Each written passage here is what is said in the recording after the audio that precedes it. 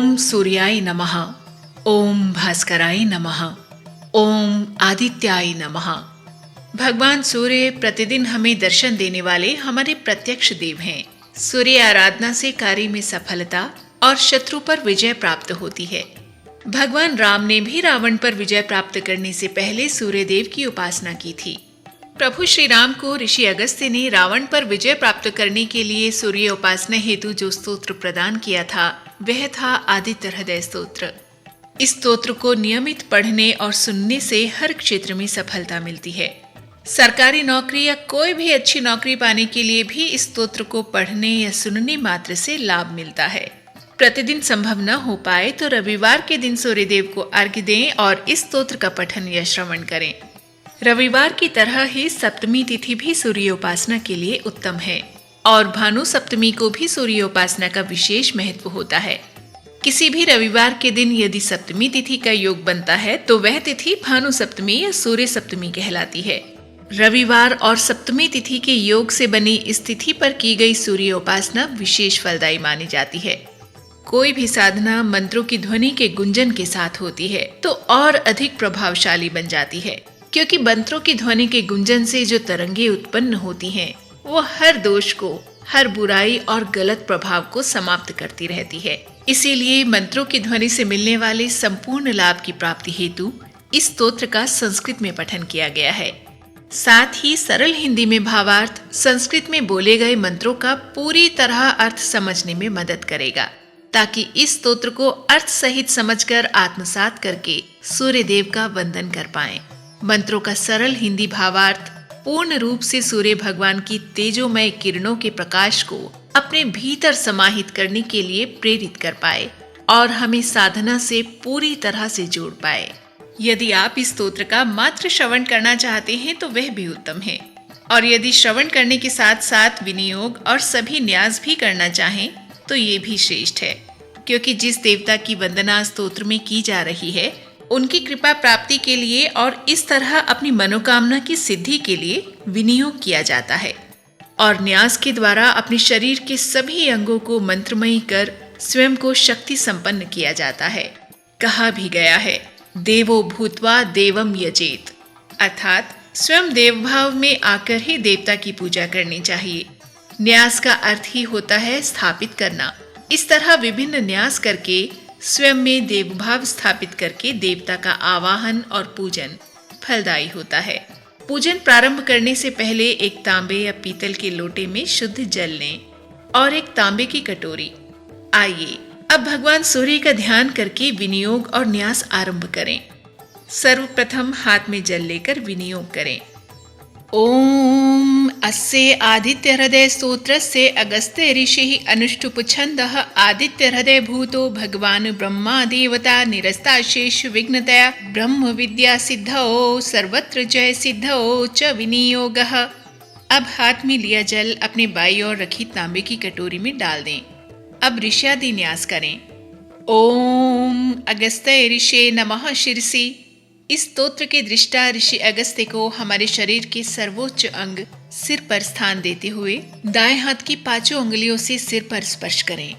ओम अनुष्टुप छंद से नमः मुखे। इस स्तोत्र के सभी छंदों के शब्दों को मुख में स्थान देते हुए मुंह की ओर इशारा करें। ओम आदित्य हृदय भूत ब्रह्म देवताए नमः हृदय। स्तोत्र के देवता को हृदय पर हाथ स्पर्श करते हुए हृदय में स्थान दें। ओम बीजाय नमः गुह्ये। कटि प्रदेश की ओर इशारा करें। ओम रश्मिमते शक्तये नमः पाद्यो। स्तोत्र की शक्ति को पैरों में स्थान देते हुए पैरों की ओर इशारा करें। ओम तत्सवितुर इत्यादि गायत्री कीलकाय नमः नाभौ। इस स्तोत्र को पोषित करने वाले भगवान को अपने शरीर के केंद्र बिंदु अपनी नाभि पर दाएं हाथ की पांचों अंगुलियों का स्पर्श करके स्थान दें। अब लोटे से थोड़ा जल लेकर हाथों की शुद्धि करते हुए ये जल बाईं ओर रखी कटोरी में डाल दें। अब कर न्यास द्वारा अपने हाथों को शक्ति संपन्न करें। ओम रश्मि मते अंगुष्ठाभ्याम नमः। दोनों हाथों के अंगूठों को आपस में मिलाएं। ओम समुद्यते तर्जनीभ्याम नमः। अंगूठे के पास वाली अंगुली अर्थात तर्जनी अंगुलियों को आपस में स्पर्श करें। ओम देवासुर नमस्कृताय मध्यमाभ्याम नमः। दोनों मध्यमा अंगुलियों को आपस में स्पर्श करें। ओम विवस्वते अनामिकाभ्याम नमः। दोनों अनामिका अंगुलियों को आपस में स्पर्श करें। ओम भास्कराय कनिष्ठिकाभ्याम नमः। दोनों कनिष्ठिका अंगुलियों को एक दूसरे से स्पर्श करें। ओम भुवनेश्वराय करतलकर पृष्ठाभ्याम नमः। दोनों हथेलियों के पिछले हिस्से को आपस में मिलाएं। फिर से एक बार लोटे से थोड़ा जल लेकर हाथों की शुद्धि करके बाईं ओर रखी कटोरी में डाल दें और हृदयादि अंगन्यास करें। ओम रश्मिमते हृदयाय नमः। अपने हृदय पर दाएं हाथ की पांचों उंगलियों का स्पर्श करें। ओम समुद्यते शिरसे स्वाहा। दाएं हाथ की अंगुलियों को अपने सिर पर स्पर्श करें। ओम देवासुर नमस्कृताय शिखाए वखट। सिर के चोटी किए जाने वाले स्थान पर स्पर्श करें। ओम विवस्वते कवचाय हुम। अपने दोनों हाथों को विपरीत कंधों से स्पर्श करके अर्थात दाई हथेली को बाएं कंधे और बाई हथेली को दाएं कंधे से स्पर्श करके कवच की स्थिति बनाएं। ओम भास्कराय नेत्रत्रयाय वोखट। दाएं हाथ की तर्जनी अंगुली से दाईं आंख और अनामिका से बाईं आंख का स्पर्श करते हुए मध्यमा अंगुली से अपने आज्ञा चक्र को अर्थात जहां तिलक लगाया जाता है उस स्थान को स्पर्श करें। हल्का सा दबाएं। ओम भुवनेश्वराय अस्त्राय फट। दाएं हाथ की मध्यमा और तर्जनी अंगुली से अपने बाईं हथेली पर चोट करें। इस तरह अपने पूरे शरीर को स्तोत्र से संपुटित करने के बाद अर्थात स्तोत्रमय करने के बाद स्वयं में देव भाव लाकर भगवान सूर्य का ध्यान करके गायत्री मंत्र का 3 बार उच्चारण करके सूर्य देव को नमस्कार कर आदित्य हृदय स्तोत्र का पठन या श्रवण करें। ओम भूर्भुवः स्वः तत्सवितुर्वरेण्यं भर्गो देवस्य धीमहि धियो यो नः प्रचोदयात्। ओम भूर्भुवः स्वः तत्सवितुर्वरेण्यं भर्गो देवस्य धीमहि धियो यो नः प्रचोदयात्। ओम भूर्भुवः स्वः तत्सवितुर्वरेण्यं भर्गो देवस्य धीमहि धियो यो नः प्रचोदयात्। ओम श्री आदित्य हृदय स्तोत्रम्। ततो युद्ध परिश्रान्तं सम्रे चिन्तया स्थितं रावणं चाग्रतो दृष्ट्वा युद्धाय समुपस्थितं दैवतैश्च समागम्य द्रष्टुमभ्यागतो रणम् उपगम्य ब्रवीद रामम् अगस्त्यो भगवांस्तदा। श्री रामचंद्र जी युद्ध से थक कर चिंता करते हुए रणभूमि में खड़े थे। इतने में रावण भी युद्ध के लिए उनके सामने उपस्थित हो गया। ये देख अगस्त्य ऋषि जो देवताओं के साथ युद्ध देखने के लिए आए थे श्री राम के पास जाकर बोले, राम राम महाबाहो शृणु गुह्यम सनातनम येन सर्वा नरीन वत्स समरे विजयिष्यसे आदित्ये हृदयं पुण्यम सर्वशत्रु विनाशनम जयावहम जपम नित्यम अक्षयम परमं शिवम सर्वमंगल मांगल्यम सर्व पाप प्रणाशनम चिंता शोक प्रशमनम आयुर्वर्धनम उत्तमम। ऋषि अगस्त्य ने कहा, सबके हृदय में रमन करने वाले महाबाहु राम, ये सनातन गोपनीय स्तोत्र सुनो। वत्स, इसके जप से तुम युद्ध में अपने समस्त शत्रुओं पर विजय पा जाओगे। इस गोपनीय स्तोत्र का नाम है आदित्य हृदय स्तोत्र। ये परम पवित्र और संपूर्ण शत्रुओं का नाश करने वाला है। इसके जप से सदा विजय की प्राप्ति होती है। ये परम कल्याणमयी स्तोत्र है। संपूर्ण मंगलों का भी मंगल है। इससे सब पापों का नाश हो जाता है। ये चिंता और शोक को मिटाने और आयु को बढ़ाने वाला उत्तम साधन है। रश्मिमंतम समुद्यंतम देवासुर नमस्कृतम पूज्यस्व विवस्वंतम भास्करम भुवनेश्वरम। भगवान सूर्य अपनी अनंत किरणों से सुशोभित रश्मिमान हैं। देवता और असुरों से नमस्कृत विवस्वान नाम से प्रसिद्ध प्रभा का विस्तार करने वाले भास्कर और संसार के स्वामी भुवनेश्वर हैं। हे राम, रश्मिमते नमः, समुद्यते नमः, देवासुर नमस्कृताय नमः, विवस्वते नमः, भास्कराय नमः, भुवनेश्वराय नमः। इन नाम मंत्रों द्वारा तुम इनका पूजन करो। सर्वदेवात्मको हि एष तेजस्वी रश्मि भावनः एष देवासुर गणान लोकान पाति गभस्ति भी। संपूर्ण देवता इन्हीं के स्वरूप हैं।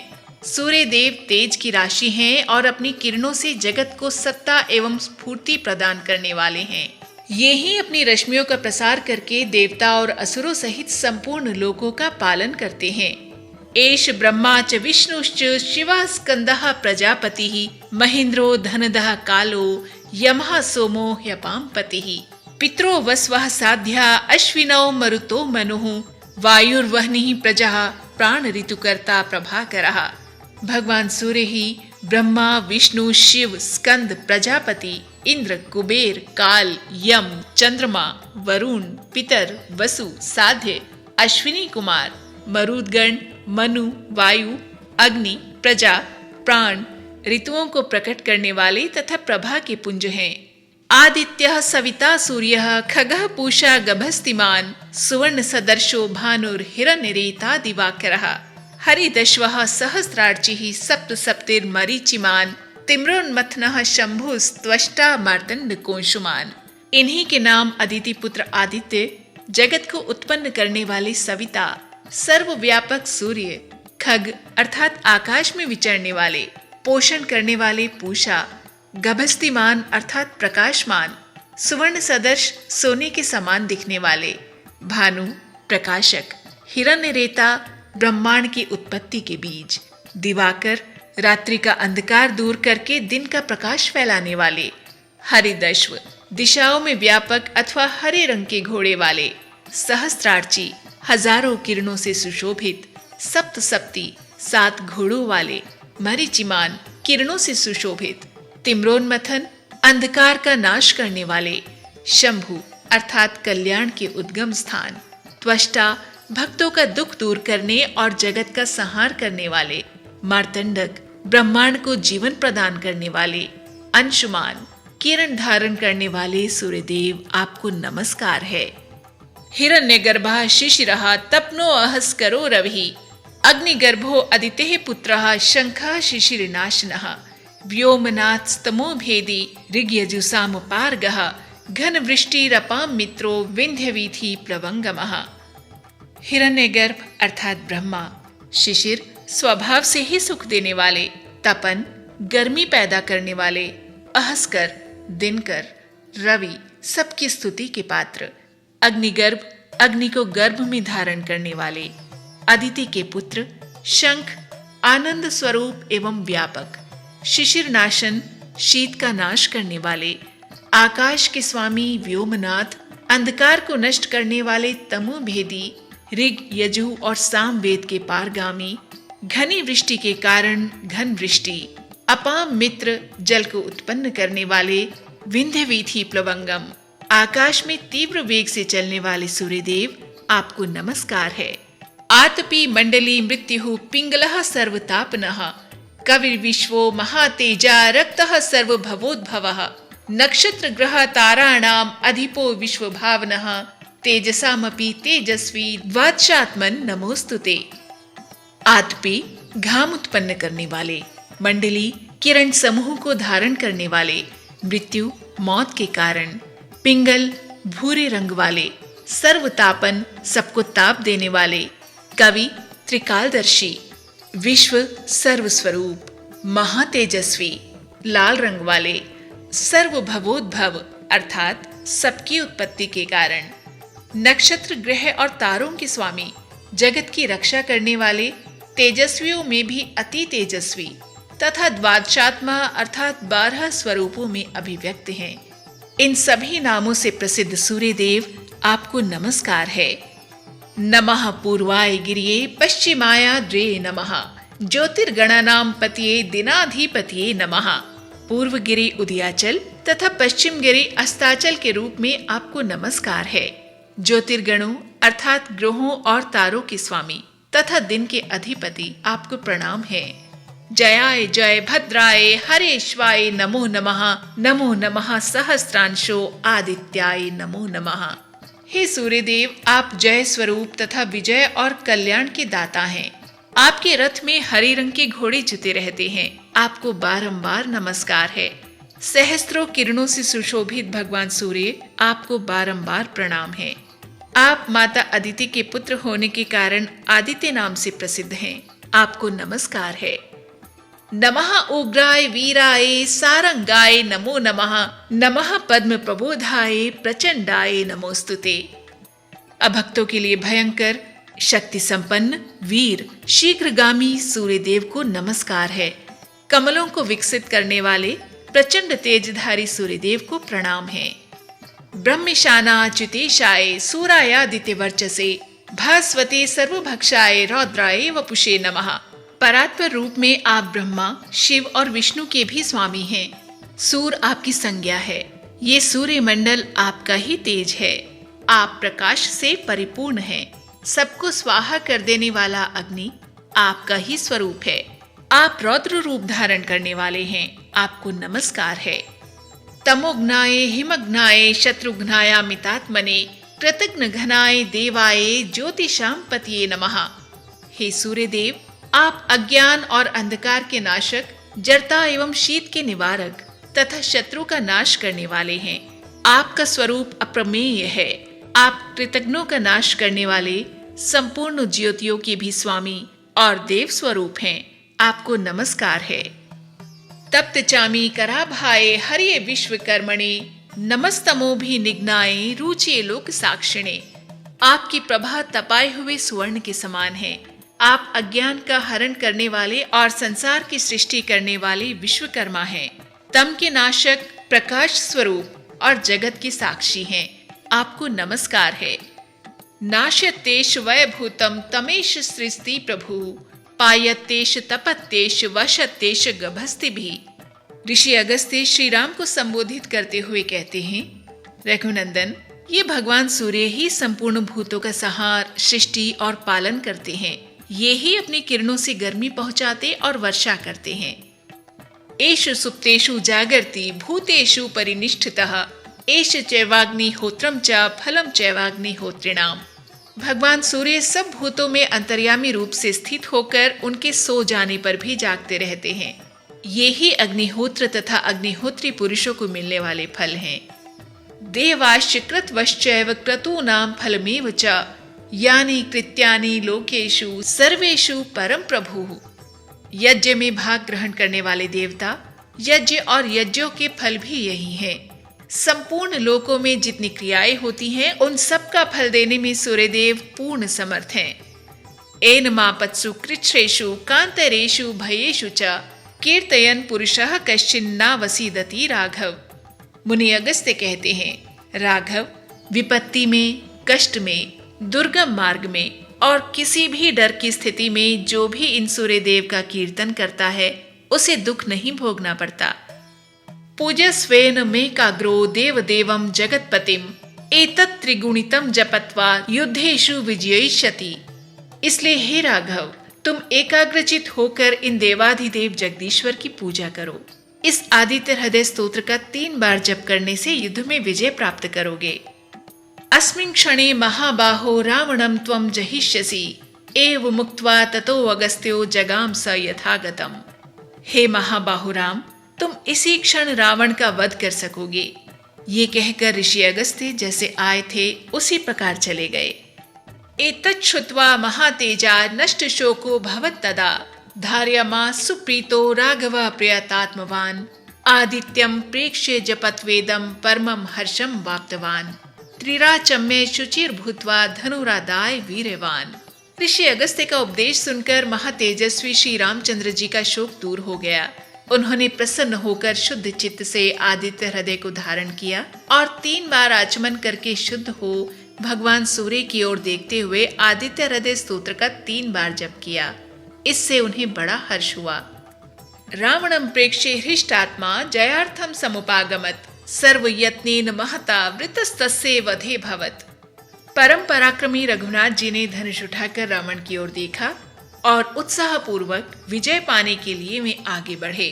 उन्होंने पूरा यत्न करके रावण के वध का निश्चय किया। ओम अथ रविर्वदन निरीक्षे रामं मुदित मनः परमं प्रहिष्यमाणः निशिचरपति संशयं विदित्वा सुरगण मध्य गतो वचस्त्वरेति। उस समय देवताओं के मध्य में खड़े हुए भगवान सूर्य ने प्रसन्न होकर श्री रामचंद्र जी की ओर देखा और निशाचर राज रावण के विनाश का समय निकट जानकर हर्षपूर्वक कहा, रघुनंदन अब जल्दी करो।